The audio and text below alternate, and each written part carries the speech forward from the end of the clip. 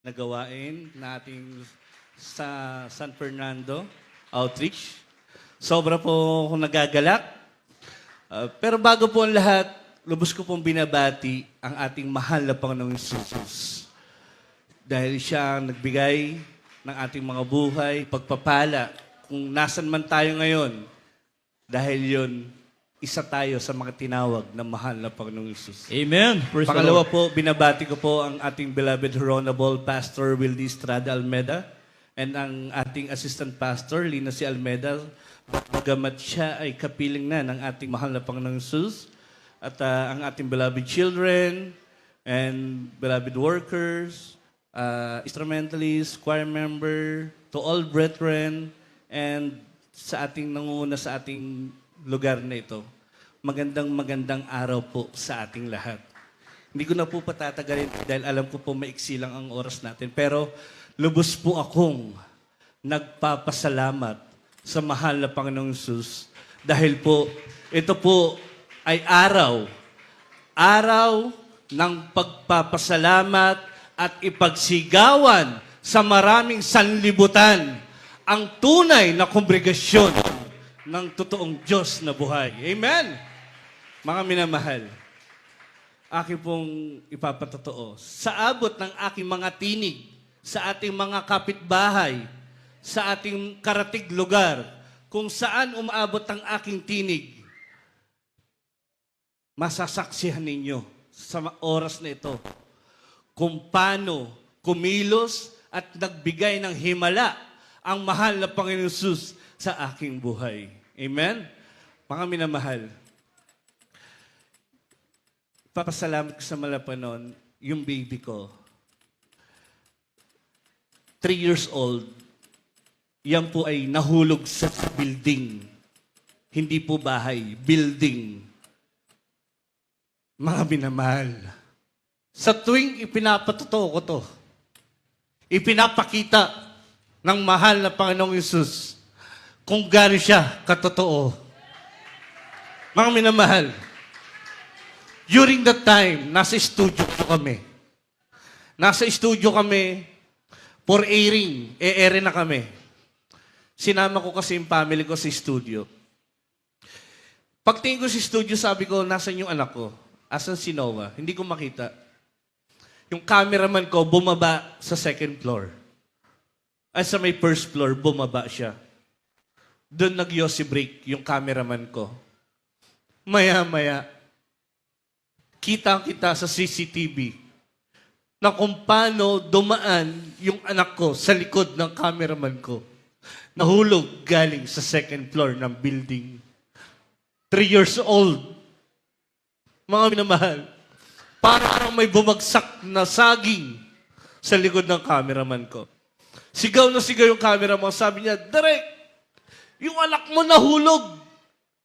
Nasa loob kami ng TOC. Labas ako.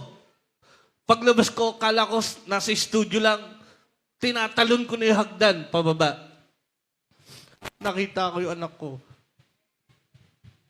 Buhat-buhat ng cameraman ko.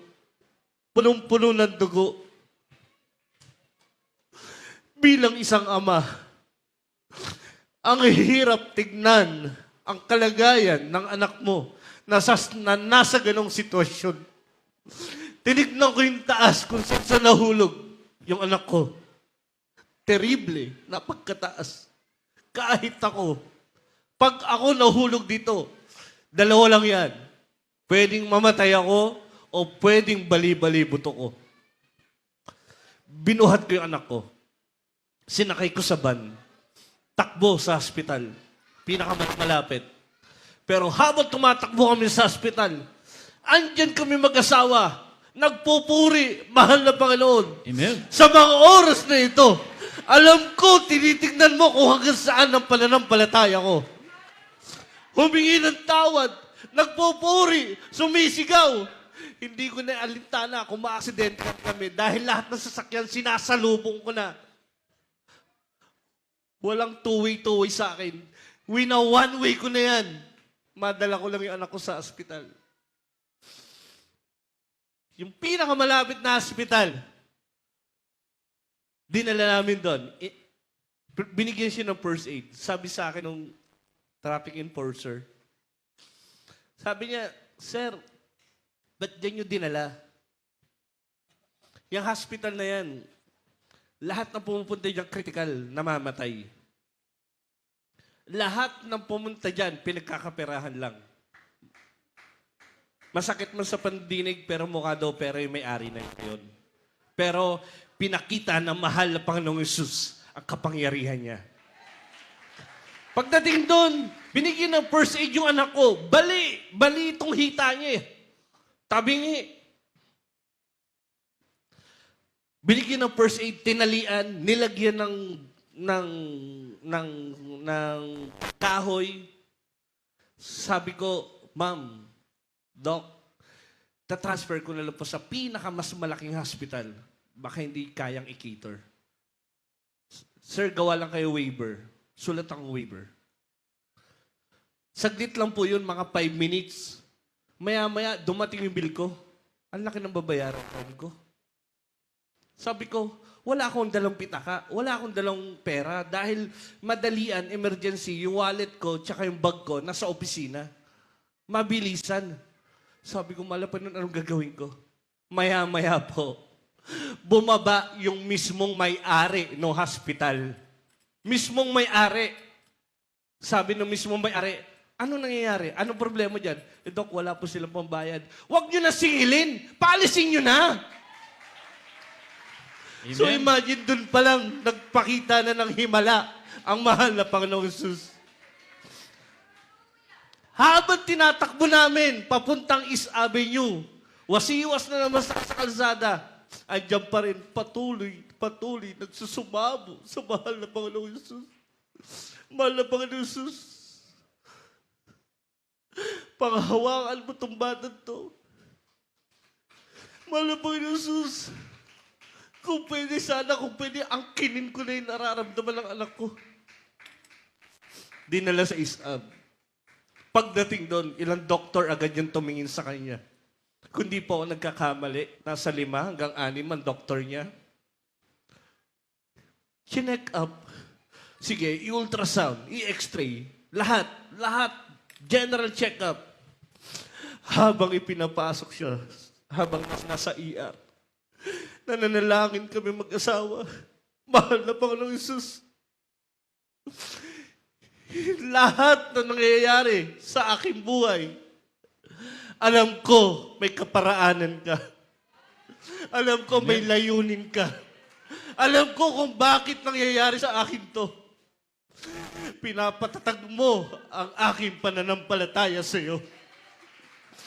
Hindi kami nahihiya mag-asawa sa hallway ng emergency room. Kami nananalangin, nagpupuri, umiiyak, nagsusumamo. Sabi ng mga doktor, "Huwag kayong maingay, nakakadistorbo kayo." Wala kami pakialam. Dahil kami, tinatawagan namin ang Diyos sa aming buhay, aming pinaglilingkuran. Maya-maya po, lumabas po yung result. Sabi namin, eto na yung result. Sabi ko, baka may tama dito, may fracture, baka bali yung buto. Mga minamahal, lahat ng lumabas na result, negative. Hallelujah. Amen. Kahit mismo doktor, nagtataka. Sabi nila, kahit matanda ang mahulog sa ganong klaseng kataas, talagang dalawa yung kapupulutan. Pwede mabagok yung ulo, mamatay, o mabalian ng buto. Hindi pa rin nun na-satisfied yung doktor na yan.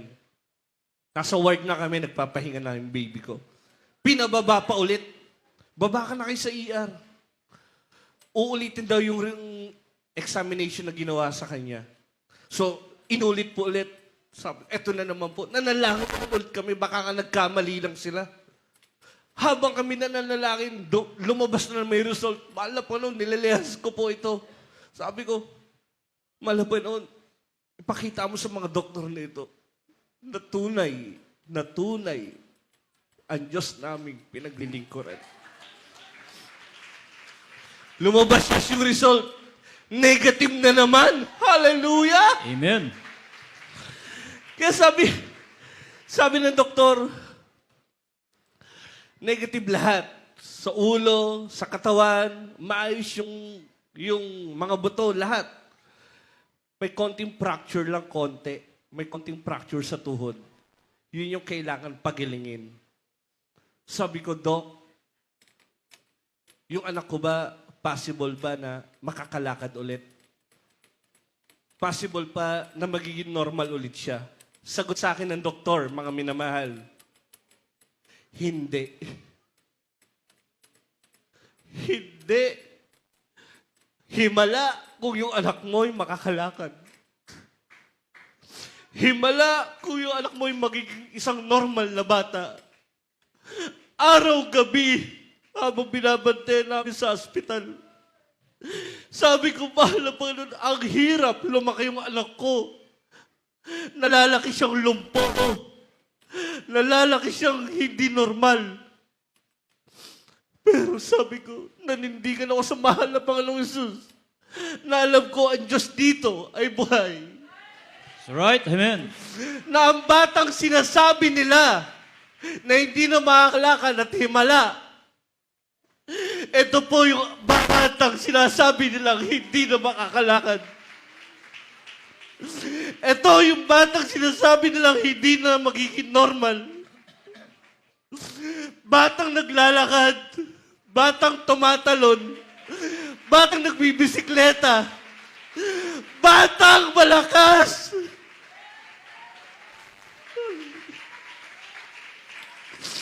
Ito ang batang sinasabi nila na hindi na makakalakad. Sa mga oras nito, mga minamahal, isang patunay na ang Diyos dito ay buhay. Amen. Lord.